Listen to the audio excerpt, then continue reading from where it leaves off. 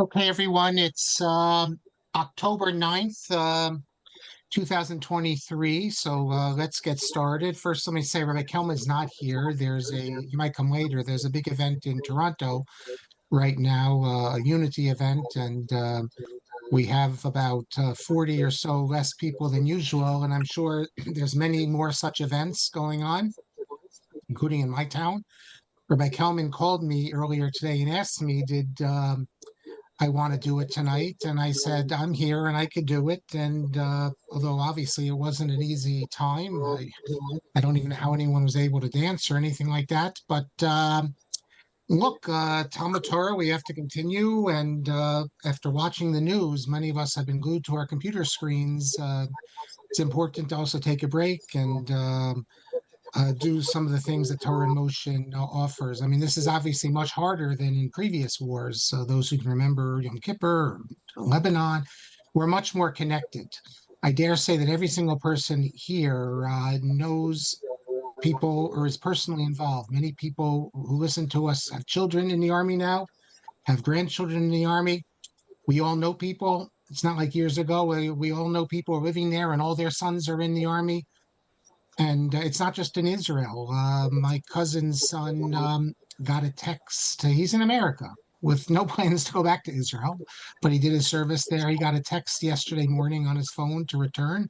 They booked him a flight on El Al today, but he didn't want to wait because his unit was organizing. So he himself bought a ticket, Turkish Air. Turkish Air is one of the only airlines still flying to Israel. Flew to Istanbul and made it to Israel today. And he's in a serious combat unit. So we hope for the best. And it's hitting close to home. A kid, young man that was in my son's bunk in Moshava for many years was killed today. And if any of you are Moshava parents, you would have got the email or saw it on the Instagram, wherever it was, about that. But look, we need to we pray that everything is going to go properly and that civilization will defeat the barbarism that we haven't seen since Nazi Germany almost. And, we just like during the Nazi years, we had to continue learning. We're going to continue tonight. And okay, let me begin with some things I want to get to. We spoke about women studying Torah and Rav Soloveitchik's position, and I have some more things I want to say about that as well later, because I think Rav Soloveitchik's position has been distorted, and I thank Joel for calling my attention to this, but I don't think I'll get to that today. I want to mention another thing related to it, that when we were speaking all about women's Torah study, I thought of this as well. Let me introduce you to this individual, Rabbi Mordechai Savitsky, who was a Rav in Boston the exact same time Rav Soloveitchik was there. In fact, in many ways, he was an adversary of the Rav. Relationship was not so good, although I did hear from one of Rav Savitsky's sons that later on the relationship did get better. In fact, when he published one of his Sfarim, Rav Soloveitchik was there at the Suda, the party that they did for the Sefer. It's perhaps fitting that Rav Savitsky's son and Rav Soloveitchik's grandson are now joint Rosh Yeshiva at Torah Vodaas. Actually, let me mute if I can mute if I see anyone. I got a text to mute. So let me go back to Rabbi Savitsky. Genius, a real genius. Age 17, 18, he's corresponding with the Rogachover. And I mean, he's like one of these individuals who, for whatever reason, never really made it. It says in the Zohar that everything is dependent on mazel. It says, and Rav Savitsky was, like I said, one of these figures that just never made it, even though his learning was of the highest level. And there are many people, well-known Rosh Yeshiva, who I don't think it'd be unfair for me to say don't approach him in levels of learning. Okay, so why do I bring this up? Because there's an individual named Morton Smith. I don't know if people have heard of him. He was a professor at Columbia, scholar of ancient Jewish history, Christian history. He's the one, when Jacob Neusder was giving I mentioned this when we did the Lieberman classes, Remember, Lieberman's final publication was a review of Neusner's translation of the Yerushalmi, and he ended by saying he doesn't know whether it belongs like in the wastebasket. I forget the exact language. So, as Neusner is speaking at, I think it was American Academy of Religion, Morton Smith walks around and is handing out copies of this to everyone. A real character and a controversial character because he published a book. Called The Secret Gospel, which he claims to have found in the Mar Saba monastery in Israel, an epistle of Clement of Alexandria, which it's missing now. No one can find it. And half the world thinks that it's authentic. It just has disappeared. And the other half thinks that Morton Smith forged it. So it's an incredible story. But Morton Smith, he has his letters. He's a fascinating figure. He was during World War II. He was in Palestine, and he got a PhD at the Hebrew University. And he was actually quite friendly with Gershom Scholem, and they published his correspondence. And in his letters to Gershom Scholem, pages 31 to 32, what does he say? He says that he went with Rabbi William I think Browdy or Broad. I'm not sure how he pronounced it, of Providence. By the way, he was a Reform rabbi, but he went to Yeshivas Rebbetzin Elchanan when he was younger, and he was quite close to Belkin. But he says as follows: since my return from Greece, which took place only in September, I have been going with him to Boston to hear Rabbi Savitsky expound the Talmud. Since Savitsky, whenever he gets excited, bursts into Yiddish, I am now learning Yiddish. So one thing leads to another. So here we have. We spoke about teaching women Torah. Rabbi Savitsky didn't have a problem, seems, with a non-Jew coming to his Gemara class each week, which I find quite incredible. We had a number of talks last week about the Beis Halevi and his divorce. I want to tell you what I believe is the first because a lot of people are interested in this, the first reference to this story. It appears in Hamelitz from 1892, the 18th of May. And it tells the story a little bit different from the Rav. The way that tells the story there is it had to do with some piyutim, what piyut to say. And that's the version that's found in the biography of the Beis Halevi called Harisha Moshe Brisk by Karolinsky. Karolinsky also assumes that the Beis Halevi's first father-in-law was Chabad. So he thinks that probably has something to do with it. And also he reports, I don't know the source for this, he doesn't give it, that the Beis Halevi's father-in-law had a son, another son. Well, he's the son-in-law. He had a son who didn't like the Beis Halevi and he turned the father-in-law against him. So that is of interest. Two more things. Oh, I checked, by the way. The Aruch HaShulchan isn't Melamed Zchus about saying together, like I said last week, Hallel. I was thinking of that when I said Hallel this week, but there is a sefer I have, and there's others from Komavasar Tov by Mayor Isaacson. He was a Rav in New York. He died, I don't know, 20 years ago maybe. If you look in volume 3, page 69, he records someone writing to him that there's Yeshnam Bate Kitfilo Bate Hasidim Shemin Hagam Shat Sibur Omri Bahalo Hodu Hashem V'Chulei B'Yachad Im Hashatz. So that apparently there's some Hasidim who would, just like the modern Orthodox used to do it, Hasidim did it also, and his whole tshuva, is this appropriate? Because it seems to go against the Gemara. That the Gemara has the whole responsive. Now, there's other things that go against the Gemara that Hasidim do, or not just Hasidim. I was in show during the week, what night was it? Maybe Tuesday night. So between Mincha and Ma'ariv, the rabbi speaks about Shmini Atzeres. And he says that, Shulchan Aruch, you have to sit in the Sukkah Shmini Atzeres. The Gemara says you have to sit, and he says, we're Shulchan Aruch Jews. But of course, the Hasidim are also religious Jews. They don't sit in the Sukkah. And Rashi, it seems, according to Sefer Pardes, as I recall, says he didn't sit. And this could be based on the Yerushalmi. So, there's been a lot of discussion on it. So just because it's in the Bavli doesn't necessarily mean that everyone holds of it. And yes, it does say absolutely in the Bavli that you have to sit in the Sukkah on Shmini Atzeres, and yet we know the Hasidim, they're good Jews, they don't. And I know Rav Soloveitchik said, well, this is a minhag tos because they used to come to the Rebbe, and the Rebbe, Sukkah wasn't big enough, so they didn't eat in the Sukkah, therefore. And With all due respect to the Rav, that's not true. That's not why they were doing this.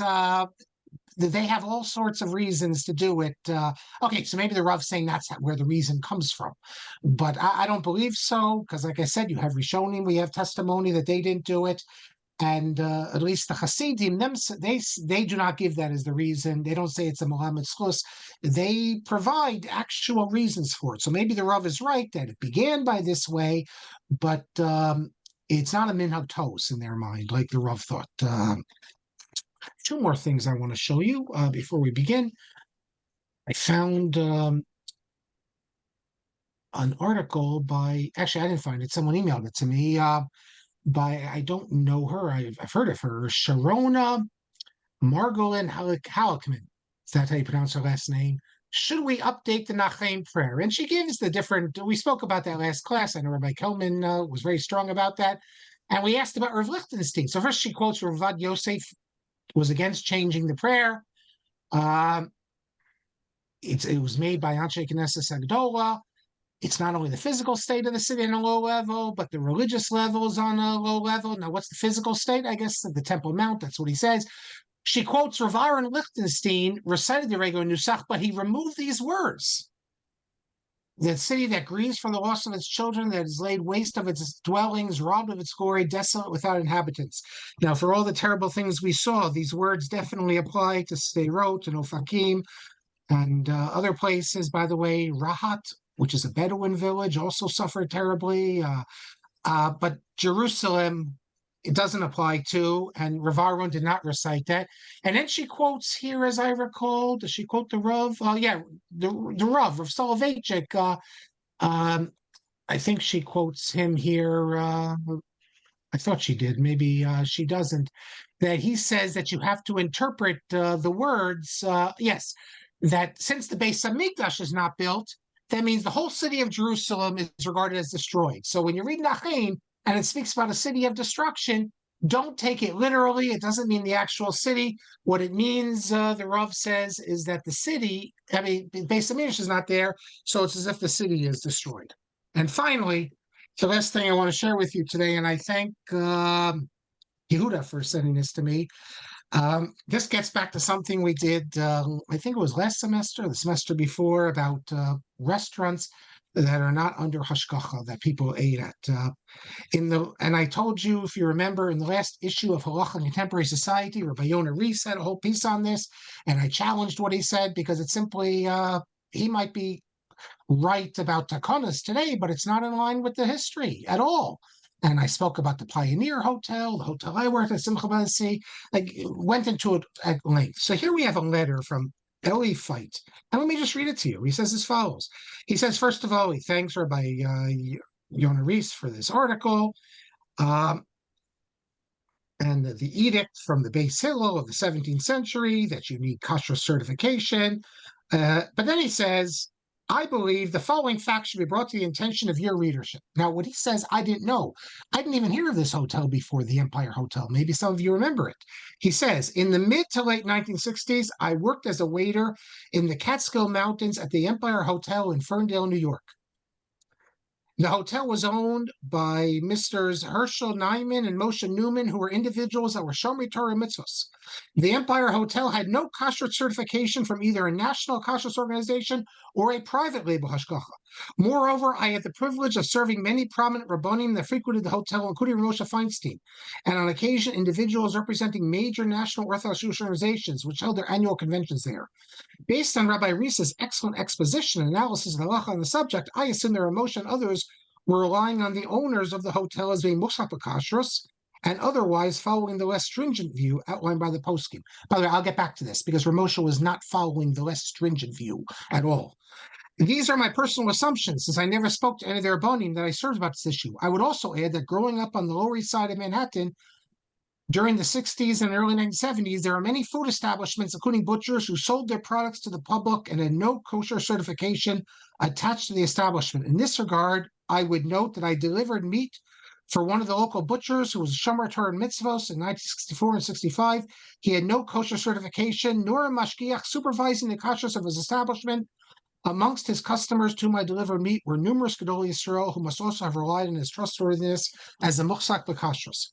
So I thank Eli Feit for adding another piece to the puzzle, the history from the 60s and 70s, totally in line with what I pointed out, what others pointed out, not just in America, the situation in Europe as well.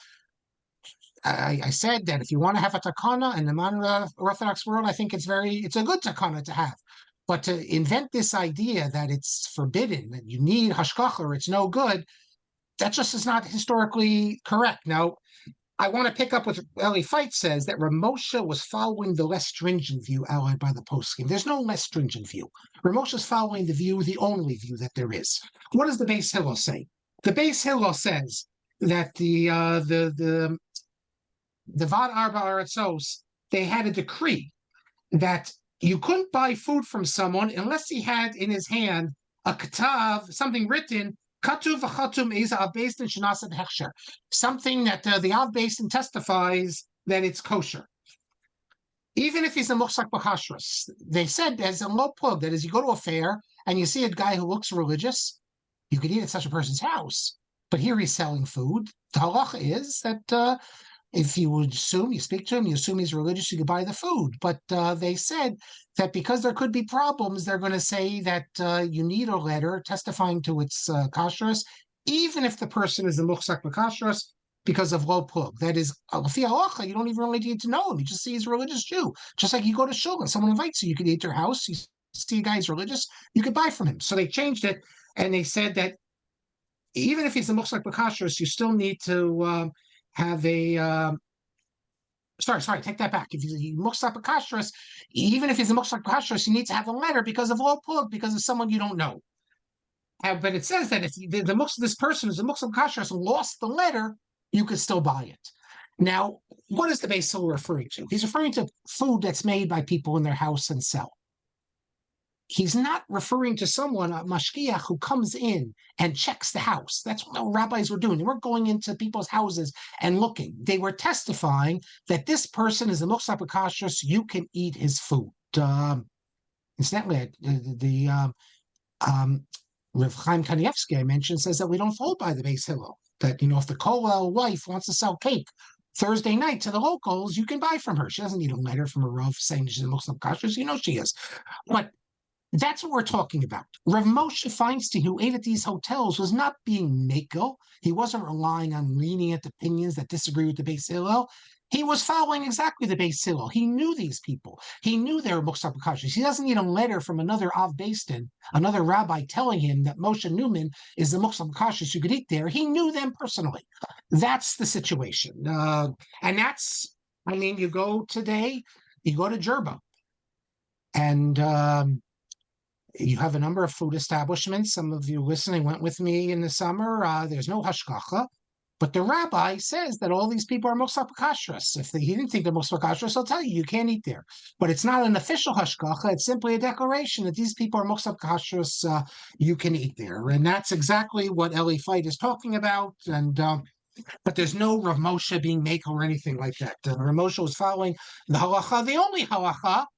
Unless you want to have a takana, then you do things differently. Okay, let us pick up where we are.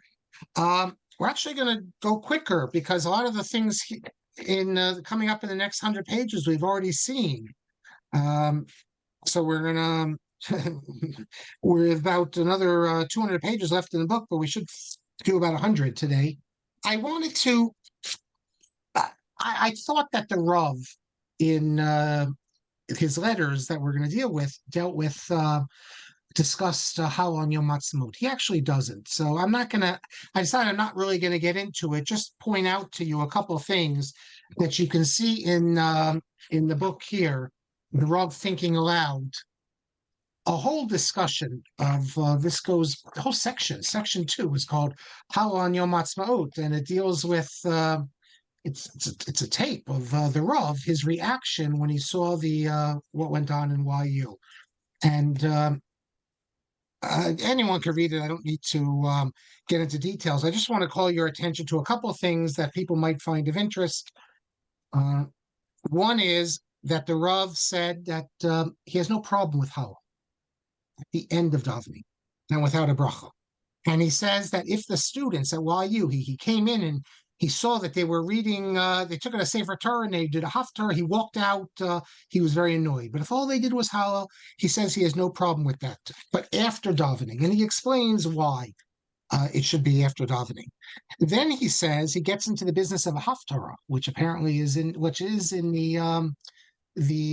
liturgy of Yom ha-Atzmaut for Bnei Akiva. I guess it's Bnei Akiva, or the Rabbanut, or Mizrachi, one of them. And he thinks this is Amaratzus.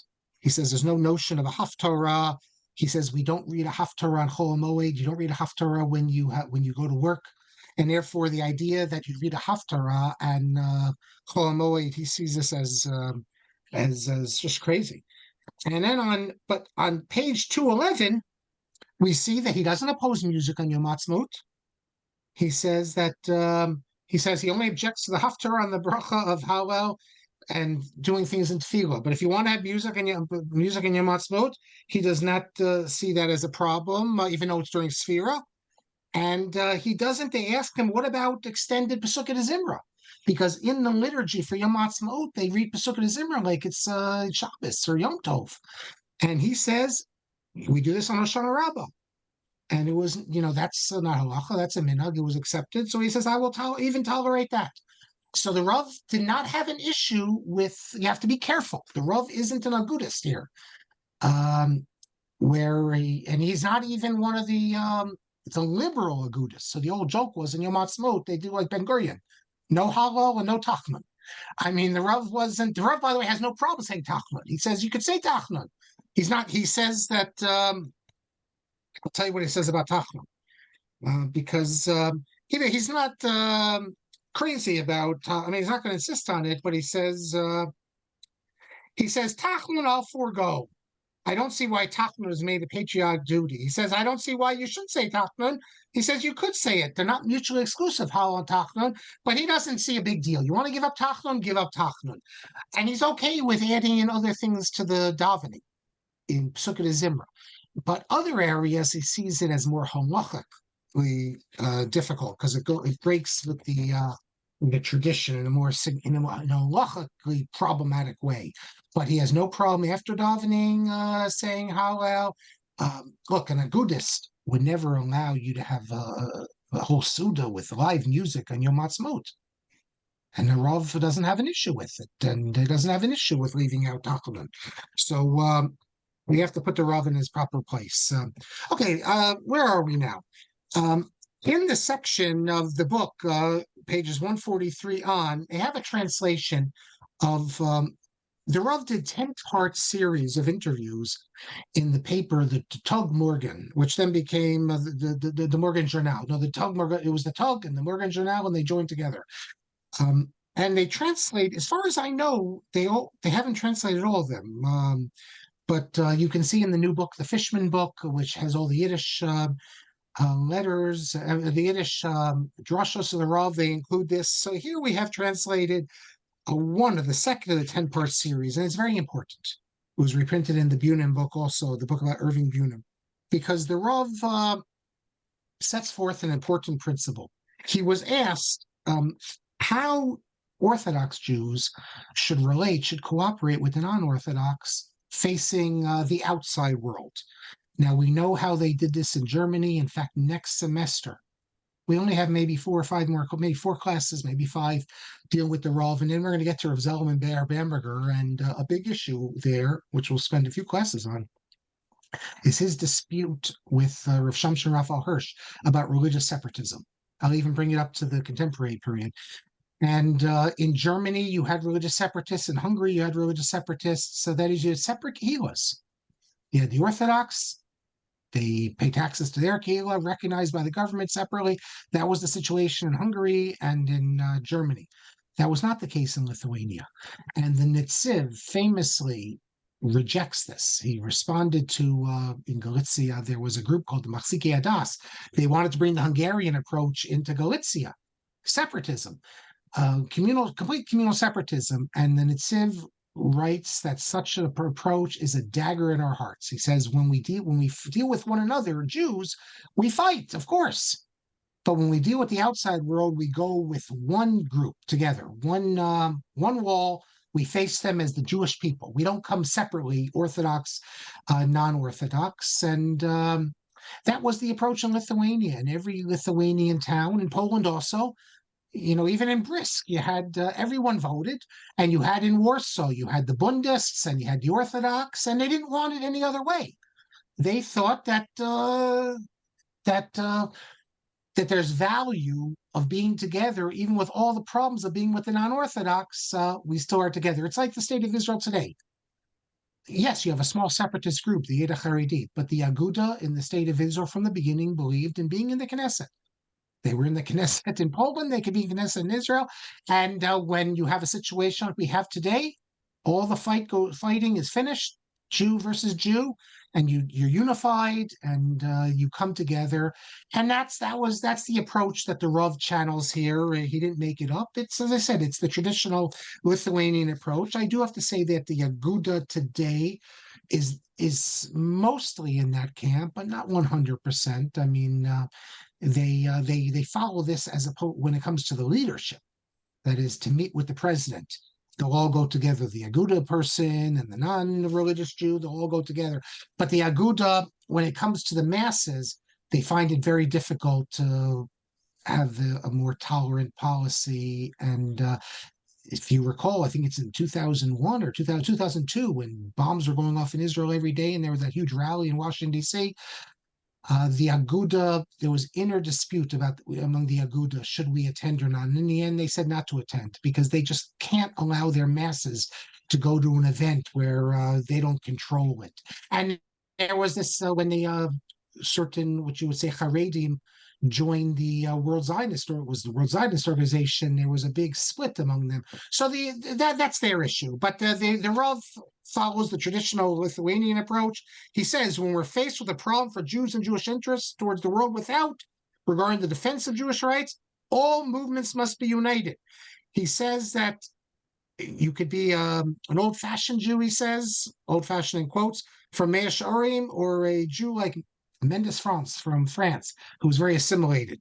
But, we have this idea of unity.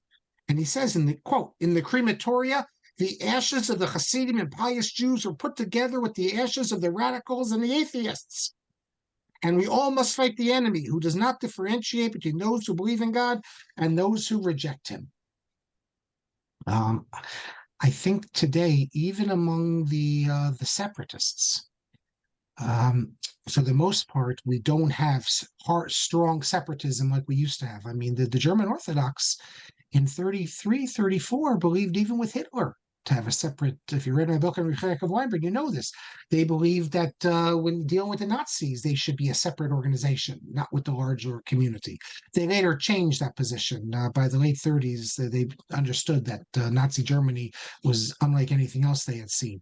But for the most part, leaving aside Neturei Karta, things like that, Satmar, standard right-wing Orthodox Judaism agrees that at times like today, we all have to be together. However, what about internally? And that's more problematic because then, how can we have unity with the Rav calls spiritual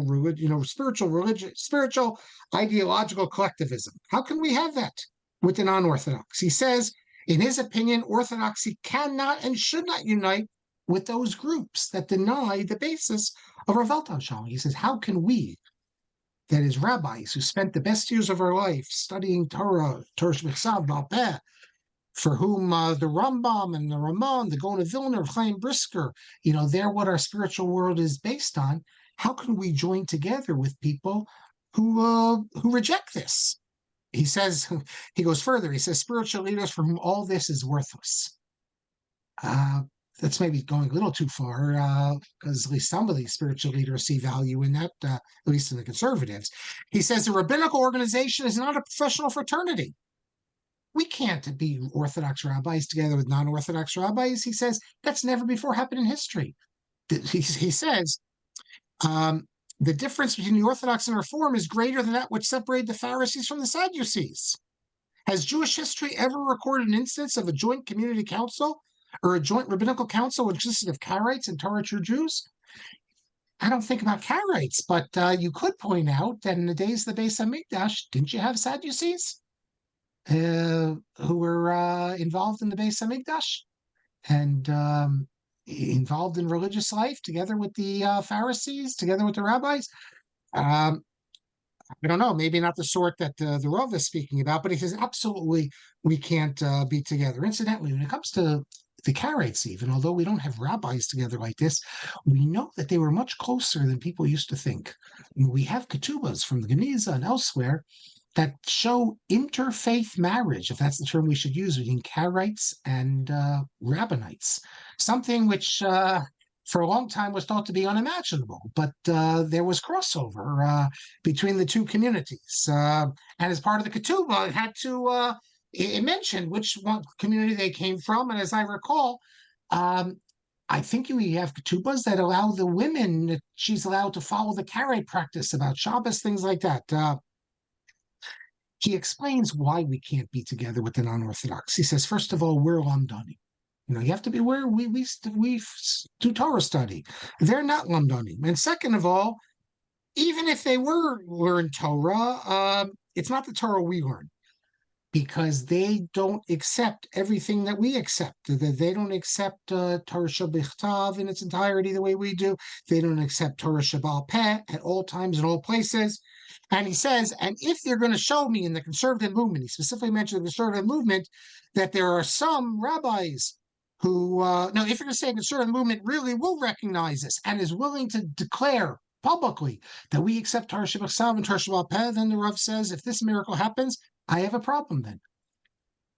How can you accept this at the same time permit riding to the synagogue on the Sabbath and permit marriages between divorcees and Kohanim? I mean, it's one or the other. If you accept Torah in its entirety, you never could permit that. And therefore, you can't even get to the beginning, to the first base here with them, because they don't accept certain fundamentals. So rabbinically, we can't be together with them. We can't have a rabbinic organization with them. However, for community, he refers to it councils of rabbis,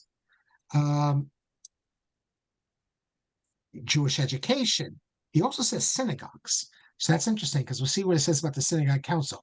He says synagogues, Jewish education, councils of rabbis, because though their unity has to be based on spiritual ideas, then you can't be together. But when it has to do with defense of the Jews, our interest in the larger world, the Rav doesn't have a problem joining together. He thinks that's okay. And that's something that the Aguda, although their leadership today will join with the non-Orthodox when they think it's vital, they will not join in any sort of organizational way, to my knowledge. So the Rav's a little more liberal.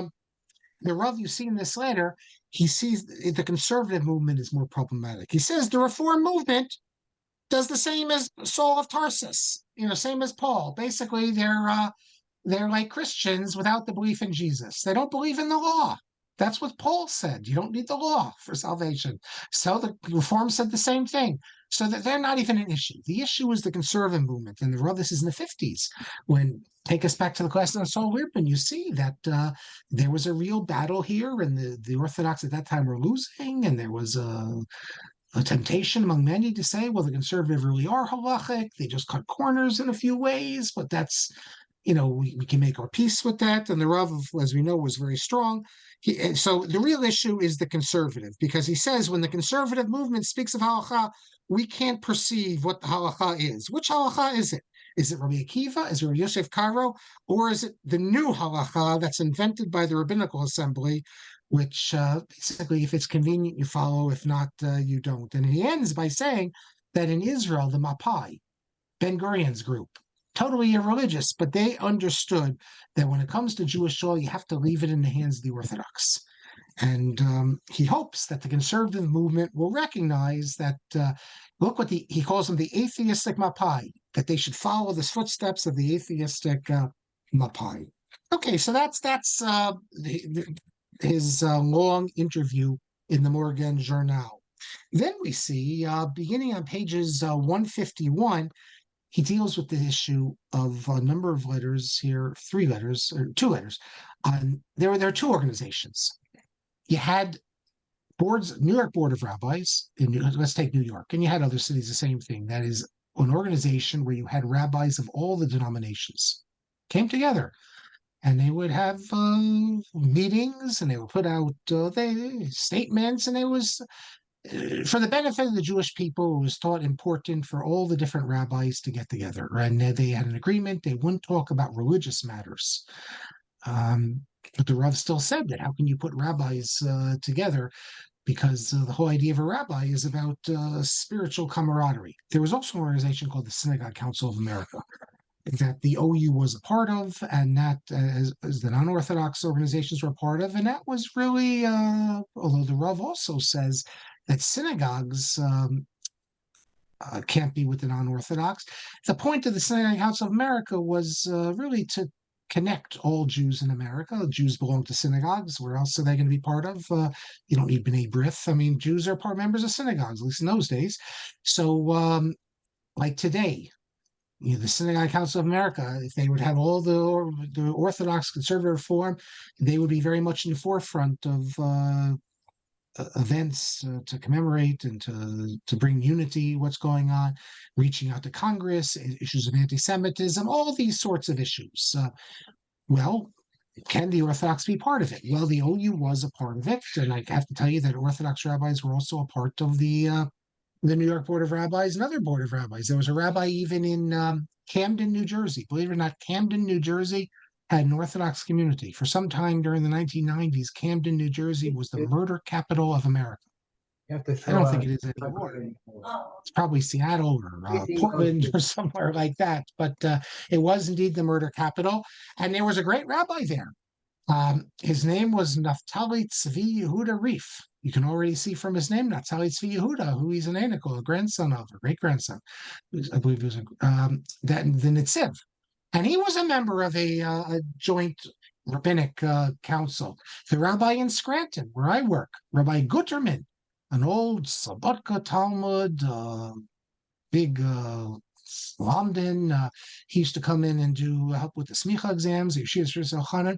He also was involved with the non-Orthodox rabbis. I was told by the current rabbi of Scranton, well, in those days, the Orthodox were weak. That's why he had to. And maybe he's right. That could be the case. I don't know. Or it could be that they didn't really see it as an issue, if the rabbis kept away from dealing with religious issues. Now, I mean, as I said, the Rav says that when it comes to councils of rabbis, it's my opinion that Orthodoxy cannot and should not unite with such groups that deny the fundamentals of our Weltanschauung. But in the 1950s, the Orthodox rabbis, many of them, the graduates of Yeshivas Rabbi Yochanan, and especially in Hebrew Theological College, were members of these organizations. And then an earthquake hit, because the leading rabbanim in the right-wing world, and not just in the right-wing world, because this letter was also signed by two figures of Yeshivas Rabbi Yochanan, Rav David Lifshitz, the Suvalker Rav, and Menachem Yosef Zaks, who was what they call the Bochen at Yeshivas Rabbi Yochanan, the son-in-law of the Rav. And here you have the letter, as it appeared from Adar of 1956, that they were asked. Really, it's Rav Aaron Cutler who was the person who pushed this, but they were asked whether rabbis, can be members of the New York Board of Rabbis, and can synagogue groups be in organizations like the Synagogue Council of America. And they come out with a ruling here, ex cathedra, almost like Das Torah, without any sources or anything explaining. Because there were other rabbis who were members of this group, and you had in Germany already had groups like this that the Orthodox rabbis were part of, many of them. But it's signed by so many of the Gedolei Yisrael here, and I don't want to get into the letters too much because I'll look at this very carefully when we do get into Rav Zalman Ber Bamberger, because the dispute that existed in Germany between Rav Shamshon Raphael Hirsch and Rav Zalman Ber Bamberger is this very dispute. Can you be involved with the non-Orthodox for matters of communal concern? And when we return to this in a few weeks, I'll point out to you that in addition to Rav Soloveitchik's name not being here, obviously, another great rabbi's name is missing. Maybe the most distinguished of all the old-fashioned East European rabbanim. Rav Eliezer Silver. Why didn't Rav Eliezer Silver sign this? So we'll get to that. We'll also talk about this is really the beginning of the movement. Look, at every one of these rabbanim here is a Rosh Yeshiva. Whatever happened to pulpit rabbis? It used to be that communal rabbanim determined policy. And yet every one of the rabbanim here are Rosh Yeshiva. Here we see the beginning of the movement, the center of power in American Orthodoxy, from the communal rabbanim to the Rosh Yeshiva. So we'll return to all this, but this hit like an earthquake, because here you have the Gedol Yisrael in America declaring that it's usher to be New York Board of Rabbis, Synagogue Council of America. Well, understandably, the Rav is therefore asked, well, what do you think? Because you're our Rebbe, Rav Soloveitchik, and you didn't sign this. And Rav Moshe Feinstein is reported to have said that normally we have a principle, shtika koda damya, that if you're silent, that shows you agree, your acquiescence. And since the Rav didn't sign it, then so he agrees. But Rav Moshe says, not in this case, I don't think. And he's right, because when the Rav was asked this, now, we saw already the interview. The interview that the Rav gave, it's 54, where he's saying he's opposed to it. But there's a difference between being opposed to something and saying it's usher. The Rav says that I don't see how Orthodoxy can unite with this. But is that the same thing as saying it's usher? Absolutely usher? The Rav was a stickler for this, distinguishing between what he thought his opinion was and what is usher. He would only come out with a statement if he thought it was absolutely usher. If he thought it was a terrible thing to do, he would say it's a terrible thing to do, but he wouldn't use the word usher. In fact, they say that that's why the Rav never signed the letter, if you recall, in the 80s. It was towards the end of his time as really being active, but the women's prayer groups, was it women's prayer groups or women getting aliyah? That's what the Torah, I forget which one it was. One of these things that the other rabbanim all said it was usher. The Rav was very opposed to it, but he didn't like using the word isser for something that's not pure halacha. This is the Rav's tradition. The Rav in Halacha mentions that his grandfather got in a big dispute with the other rabbanim because the other rabbanim came out with a gezerah that if you don't circumcise your son, you cannot be buried in the Jewish cemetery. And Rav Chaim said, well, what does one have to do with the other? Not circumcising your son is a great sin, but what does it have to do with where do we see that you can say you can't bury someone in a cemetery? So he's a mumar for this. It doesn't mean you can't bury him in a cemetery. And the Rav says that from the matter of public policy, the other rabbis were correct. This is a gezerah to force people to circumcise their sons. But Rav Chaim, for him, it had to be pure halacha. And so the Rav is asked in 1956, very shortly after, it says 5 days. 5 days before the scheduled meeting of the Halacha Commission, where they're going to take this up, the declaration which I showed you appeared. So the Rav replies that, signed also by Belkin, that we can't give an answer right now. He says, at the present time, under the present circumstances, it's humanly impossible to discuss impartially this matter. Okay, after all the Rabbanim came out with this ruling, they didn't think they could give an answer. And the following year, 1957, the Rav says the same thing, and Belkin, that we still don't think we can give an answer. And they don't give an answer. But the fact that they didn't give an answer was the answer, because they never came out against it, although they never came out with which is what some people wanted. He says, a year has passed since you asked us last, and the RCA is coming for its annual convention, and they want instructions from the Halacha Commission regarding the RCA's relationships to the Synagogue Council. Because not just the OU, it's the RCA. RCA and OU were also very close in those days. In the end, they don't come out with, I think what the Rav wanted to do was come out with a long letter explaining the different positions. In the end, as far as I know, he never comes out with any letter, any explanation, but he never comes out opposing it either. So everything, it's Sheval Tasa, everything remained. And according to people who knew the Rav, at least what I've been told, and we have someone who listens to us whose father was very close to the Rav, one of the closest. So I hope he will enlighten me in his email. He always sends me emails commenting on the classes. My sense, and this has been affirmed by people who knew the Rav, was that the Rav actually thought that the Synagogue Council of America was a positive thing, and the OU should be involved with it. As to the RCA involved with it, I don't know. Remember, the RCA is a rabbinic organization. Um, and I don't know if he had any feelings about that. The um, the OU, he thought it was important to be in the Synagogue Council of America. No, new. That seems to contradict what he says earlier. I don't have what he says in the Morgan Journal.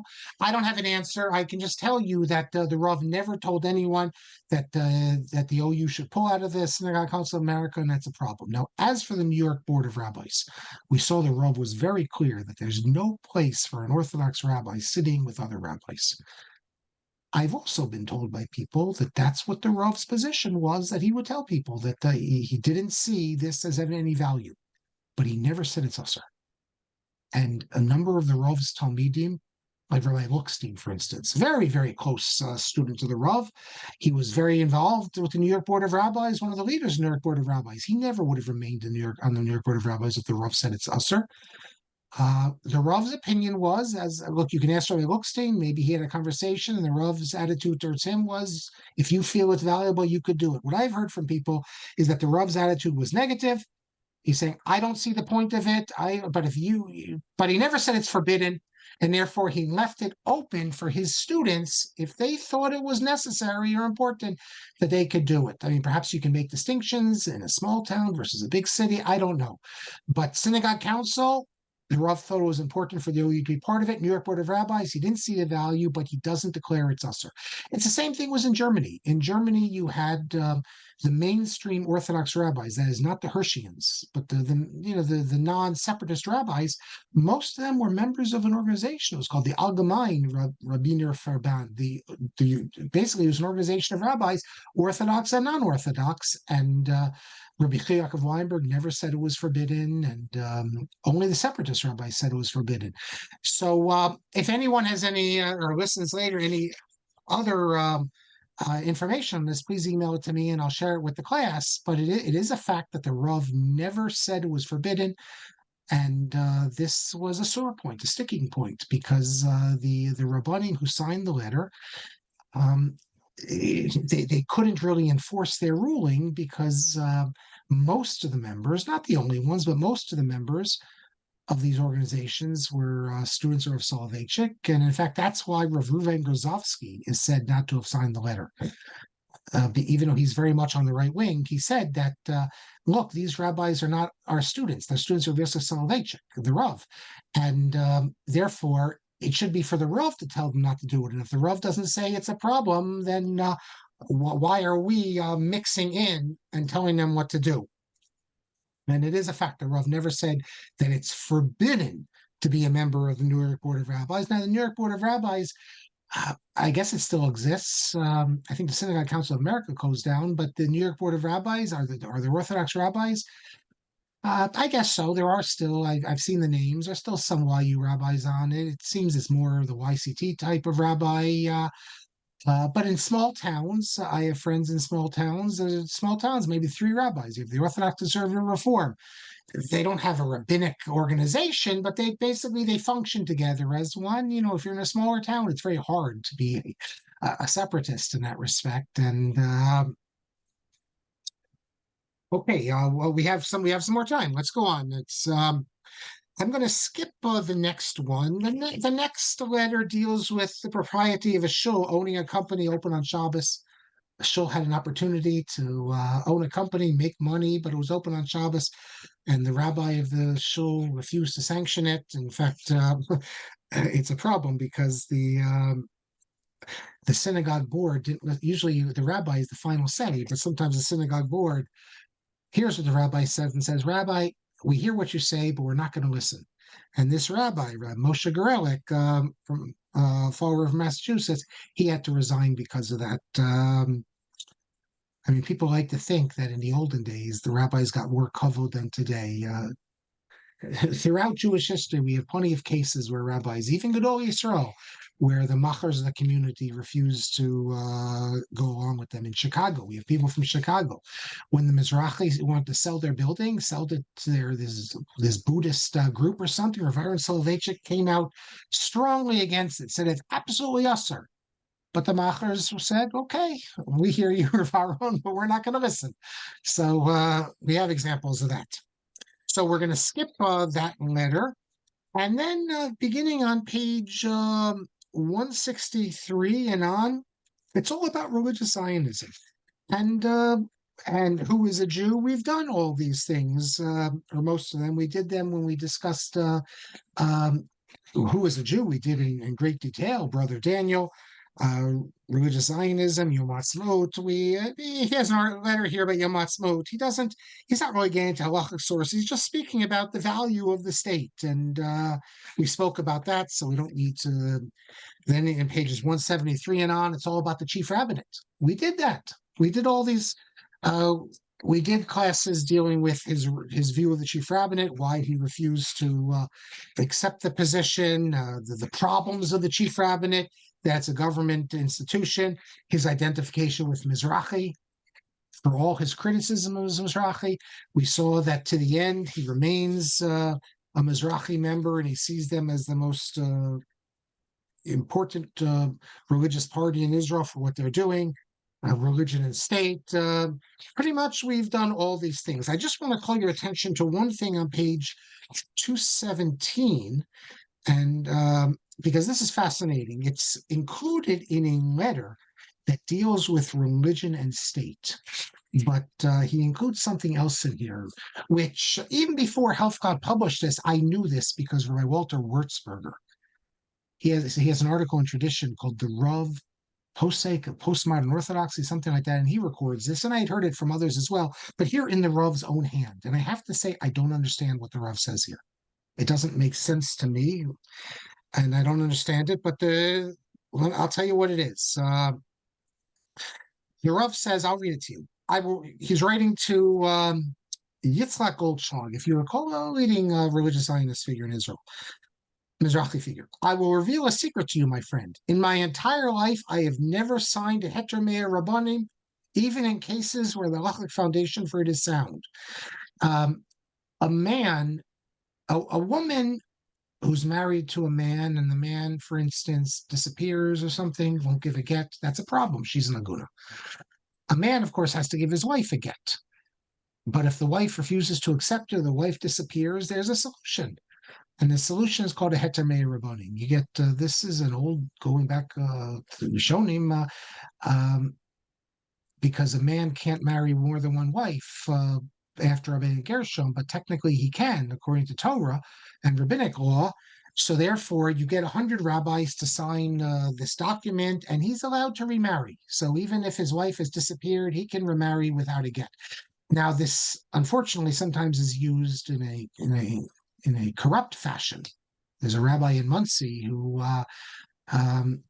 if someone doesn't want to give his wife a get and hold her hostage, you can go to this rabbi in Muncie and he'll give you a heter meah rabbanim. That's not what we're talking about. We're not talking about when the man doesn't want to give his wife a get. We're talking about when he can't give his wife a get.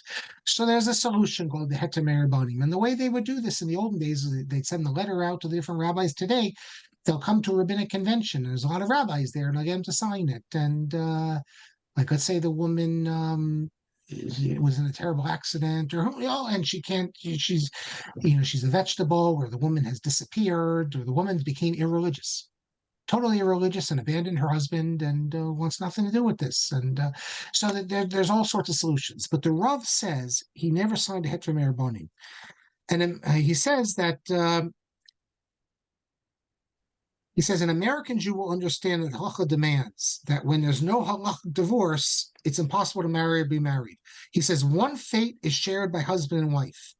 He says, we can't tell Jews in America that there's a different standard here, that the woman can't get remarried. She's an aguna, but the man, even though he's in the same situation as a woman, we have a solution. We can save the man and redeem him, as it were, from his difficult state. The Rav says this will cast halakha into disrepute, It's almost like he says that takana today, we can't allow this because such a ruling, he says, in our day is in the category of halacha ve'ein morin kain. That is, it's on the books, but we can't do it. He says there are many rabbis who do sign heter rabbanim in exceptional cases. However, to use such leniencies with arbitrariness is against the tradition of Torah scholars who were diligent to protect the interests of Jewish women. Um, the way I read this is he's saying that I will never sign it. He's not saying that you can't do it, because he does say that there are rabbis who, in exceptional circumstances, will sign it, but we can't use such leniencies arbitrarily. So what I don't know, so he's not saying not to ever use it. He's not saying if he's at the RCA convention and they're passing out a heter meah rabbanim, throw it away. It doesn't apply anymore. What he's saying is that he'll never sign it. And that generally it's halacha ve'ein morin kain, but in exceptional circumstances, he seems to be saying that you can. But then why wouldn't he sign it? If it's valid, why not sign it? And why is this such a problem? Are we so if I could ask the Rav, I'd ask him, I understand this idea that you want the halacha to present in a certain way, not to bring it into disrepute, but at the end of the day, who's going to suffer? We have a man here who's not going to be able to get remarried. I have to say, I don't understand this. And if anyone can enlighten me as to why the Rav is putting halacha writ large, to have American Jewry accept halacha, not see it as discriminatory to women, is having heter meah rabbanim in exceptional cases going to do that? So, and if not, and he seems to acknowledge that in exceptional cases, it would be okay. Why, Rav Soloveitchik, won't you sign it? He says even when the foundation for it is sound. I don't understand this at all. Okay, we'll stop here. Where we're going to pick up next class, we're moving all the way ahead to pages 228. So we did about 80 pages today, and it's going to be a fascinating letter because a young woman who doesn't know the Rav, teacher in Israel, writes a letter to the Rav. In fact, she's 29 years old. I see when she writes it, asking the Rav, you're such a Zionist. We all study your work, Kol Dodito fake. How is it that you are not moving to the land of Israel? What chutzpah for her to ask that? No, a student of the Rav would never have the chutzpah to ask the question, hey, Rebbe, you talk a good game, religious Zionist, and yet why won't you go to Israel? But here you have someone in Israel, a teacher in Israel. She had the chutzpah, and wait till you see what the Rav says to her. He's moded to her that you're right. But it's an amazing, and we would not have this letter unless this teacher, Zichrono Livracha, she died unfortunately young. We would not have this letter unless this teacher, her name is Miriam Shiloh, had the chutzpah to write to the Rav and really put his feet to the fire. On the one hand, you're a big Zionist, Rebbe, but on the other hand, why aren't you coming to the land of Israel? So we have from the Rav's own pen an explanation. You might not buy it completely. I don't buy it entirely, because even when what the Rav speaks about wasn't there, the Rav still had this hesitation, not just to move there, even to visit, but it's the only example I know of where from the Rav's own pen, he at least tries to explain how is it that a Zionist like him refuses to go to the state of Israel. So we'll pick up next class with that. And then we're getting on. We're not 4 or 5 more classes, I think. Okay, let me see the questions here, the comments here. A smaller group today. Yes, Janine says Torah learning is an essential way to keep grounded. Yeah, you're right. You're right. Thomas said the Rav bar non-Jews from his classes. No non-Jews were in the shiur at YU. Saturday night, I don't know. Look, it was he gave a class at Maimonides. I don't know if any non-Jews came, and if a non-Jew came, I don't know if he said that they couldn't come, they'd have to leave. I really don't know. I have no idea. It wasn't very common. The idea of Morton Smith going to Rav Savitsky shiur. Now, Rav Savitsky, to allow him to stay in the shiur, had to consider the issue of teaching a non-Jew Torah. Now, Morton Smith is not just any non-Jew. He's a non-Jew who knows lots and lots of Torah. He's like Christine Hayes, but lots of Talmud, I should say. But this is an issue that's come up in Israel recently a good deal because you have, they call them the Filipinos. They Americans who are elderly or people from England. So you hire people from the Philippines to help take care of them. And they take them to shiurim. They take him everywhere. They go to shiur, and the Filipino, he knows English. He sits and listens to the shiur. So the rabbi is giving a shiur on Gemara. Can you give a shiur with a non-Jew there? And all the rabbanim have said, absolutely, you can, because you're not giving the shiur to the non-Jew. You're giving it to the Jews. The non-Jew just listens. Rabbi Teitz dealt with this issue when he started on the radio. First, he did Gemara on the Daf HaShavua in Yiddish. Okay, so you say non-Jews don't know Yiddish, but then Rav Elazar Meir started doing it in English. And look, we don't have to refrain from teaching Torah. It would be like saying we can't put anything on YouTube because a non-Jew could listen to it. And then you have Rabbi Yaakov Weinberg. He says it depends why the non-Jews learning Torah. If they're learning Torah for intellectual reasons, that's okay. If they're learning it to find out our secrets to then destroy us, that's a problem. There's all sorts of ways of understanding it. So I don't know what the Rav would have responded. I can tell you that his son-in-law, Professor Twersky, taught Torah at Harvard University, and any non-Jew who wanted to could attend his class. I was Rabbi Dr. Twersky's TA at Harvard, and where the title of the class was Extremism and Moderation. If you read the course description, it was Aristotle, Plato, Kant, Maimonides. It was like 2 classes of Aristotle and Kant, and the whole rest of the semester was Maimonides.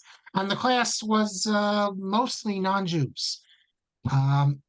So you're asking, how did Professor Twersky? Well, I assume he discussed this matter many years ago with his father-in-law, and the Rabbi Soloveitchik held just like the Sri Yesh, that in academic settings, there's no issue of teaching Torah. Rabbi Gifter, one of Rabbi Weinberg's letters about teaching Torah to non-Jews, I have the original response.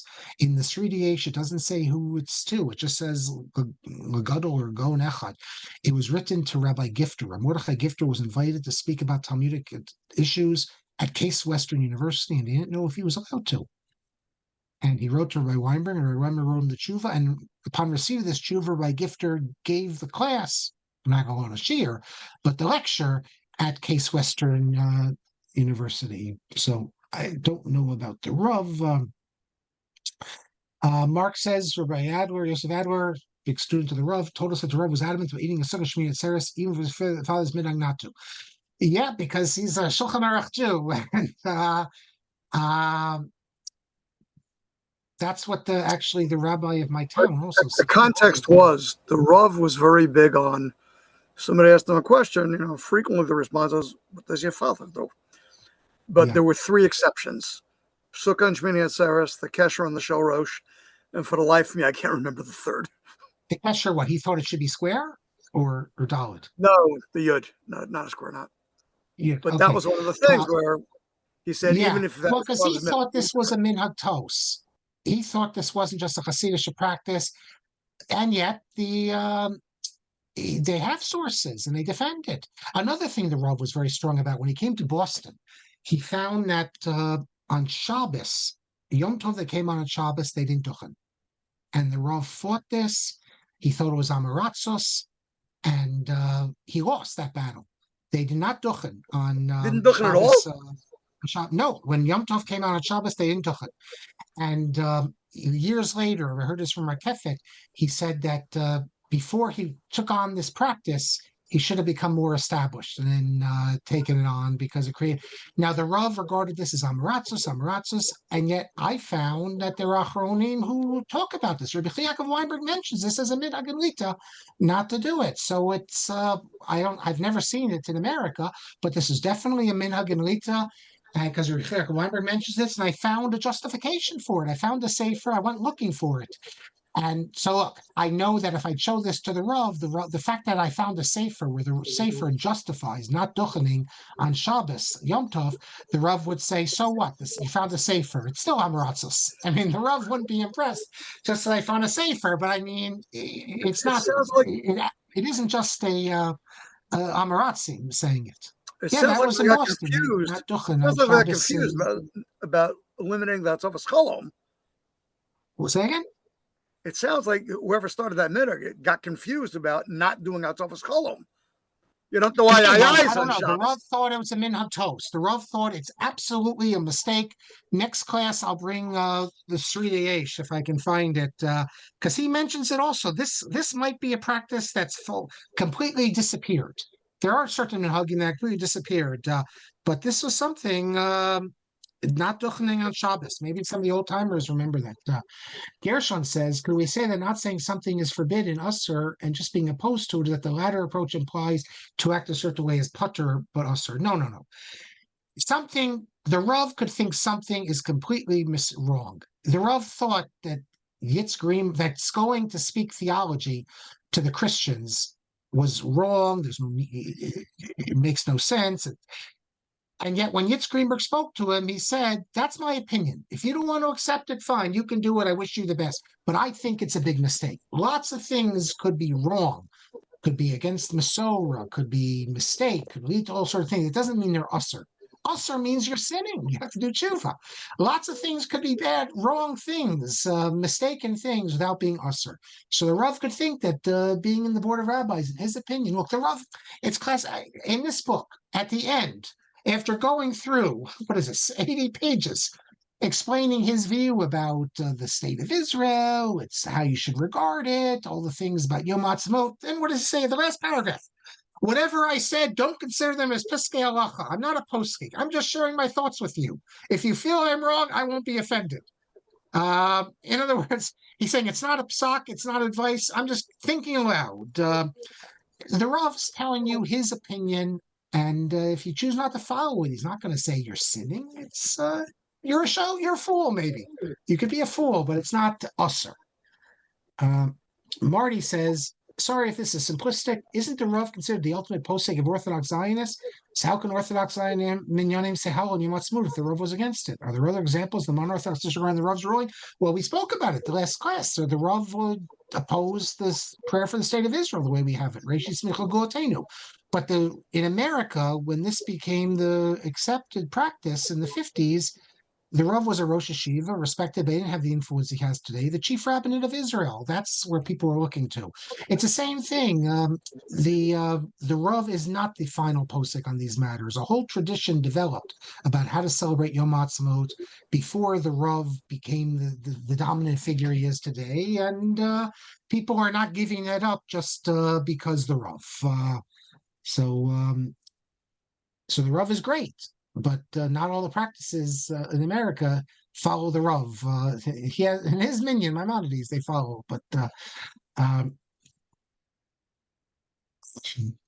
okay, I thank you for coming out. I hope we were able to at least get our mind a little bit about the difficulties that we're now going to see in the days ahead. But Torah, as it says, V'lo Mod, we have on Shrichim, we have to.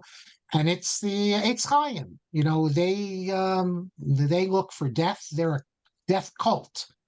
The whole it's a death cult, basically. They want to meet Allah, so God willing, our people will send them to Allah. But it's a death cult, and we're a life cult. We believe in life. Everything's about life, and God willing, life will triumph over the death that they worship. Rabbi Kelman. Yeah, okay, thank you. I just got the last few minutes. I mean, I must say I was, I don't know if you mentioned, I was coming from the rally here in Toronto for the Sport of Israel. It was very, very beautifully done, I must say. The deputy, the prime minister of the country spoke, the premier of Ontario, the mayor of Toronto, Orthodox conservative rabbi each gave a tefillah. The head of UJ, I don't know, those who know the community in Toronto know it's a very well organized community, that sort of the UJ umbrella federation. I'm just saying, with thousands of people there, and it was very nice. So whatever, it's awful, the situation. Of very course, shy is what we just said here. I'm sorry? Very shy is what we just said here. Very shy. Yes, what would the Rav say about giving Orthodox rabbi together with a conservative rabbi? I think it was very beautiful. They had the rabbis of basically the leading reform shul, the rabbi of Shar Shemaim. I think Rabbi Rabbi Korobkin probably would have done. He was away. So Rabbi Taylor from Shar Shemaim, Rabbi Splansky from Holy Blossom, and Rabbi Flassenreich from Beth Shalom. These names may not mean anything to people, but they're in Toronto. But three large shuls, and one said a tefillah l'shlom ha-medina. One said the Achenu Kol Beit Yisrael. He actually sang it. That was the Orthodox rabbi. He had 1,000 people. Achenu Kol Beit Yisrael. Very moving. And then the conservative rabbi did Kalmalei Rachamim.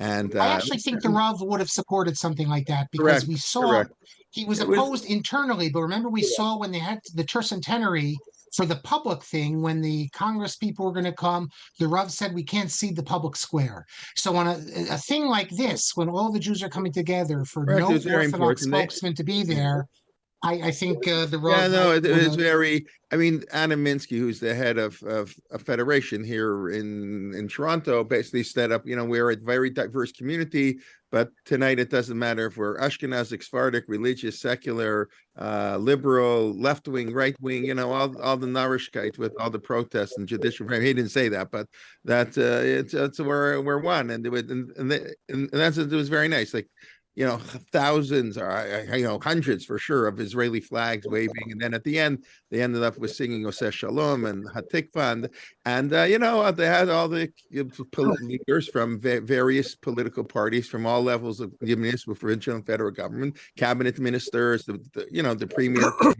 So in that sense, and it was very. What can I say? That's what we can do here right now. The world, thank God, is behind us, unequivocally in support. It's that we know, but what can I say? We should hear good news, but I think it is important. It's chizuk, and for the people in Israel, they had a film for, like, they have the shinshanim, the people who come for a year after high school. There are 22 of them on stage, and and they had a film. They interviewed Toronto people who are in Israel now. Like, they put it together obviously very quickly. That what it means to them. So it's and tragic. Everybody knows people in the army, and lots of people know people who were killed already, and it's very unfortunate. So let's hear good news. So anyways, that's why I was late, but we did think, it's important all teachers agree we'll continue learning, and in the learning, we should have Yeshuot v'nechamot, and we should hear good things, and everybody can do what they do. Shuva, tefillah, utzdaka. I spoke, if I may, I spoke over Yontif. I think we have to be machmir on Jewish unity. I think that's the chumrah of our generation. We want to be machmir on Jewish unity. And Jewish unity means Orthodox, conservative, Reform, secular, everybody. We don't have to agree, but we have to be united. We can't, whatever. Not time to discuss. But anyway, that's what we dealt with earlier. When you listen to the tape, you'll hear the Rav distinguishes klape panim and klape yes, chutz. I know, of course, and that's yes, of course. Listen, that's but there was that's for sure. Anyways, I know they're having a rally in New York tomorrow at the UN, so I don't know. Hopefully they'll be well attended and whatever. Okay. The problem is the rally at the UN. Moshe Shulman, Rabbi Shulman was. I'm sorry. No, the problem is tomorrow at the UN you're going to have something else that you maybe didn't have. You're going to have people out there with flags, Palestinian flags, basically cheering. Look, we had people who supported the Nazis, basically modern day Nazis. You're going to have there screaming, bloodthirsty, and it's unbelievable what's been going on in the chief of police was that. Beside all, the first people they thanked is our police force. They were out in full force. They blocked the streets all surrounding. And it's like in sort of the square, Mel Lastman Square, whatever, downtown North York. It's sort of a whatever. It's you can get thousands of people there. So they blocked off the streets. They told people there'll be no parking, not to drive. We actually walked. It's an hour walk from our house, and whatever. But anyway, so it's what can you say? There are people who are unfortunately who celebrate. That's a terrible thing, but we have to be strong and come together. Okay. But Rabbi Shulman will be giving that's the next class. We'll be giving his Kohelet class tomorrow at 1 p.m. and Shuli Mishkin will be starting her series at 1 p.m. on Wednesday. And Thursday night, Parsha will be Rabbi Elliot Schreier of Bnei Shurun in Teaneck, and I'll be giving, please God, the sitter on Friday morning. So wish everybody well. We should hear good news, and the Jewish people should be strong, and HaKadosh Baruch Hu should give us Yeshuot v'Nachama. Be well, everybody. Laila Tov.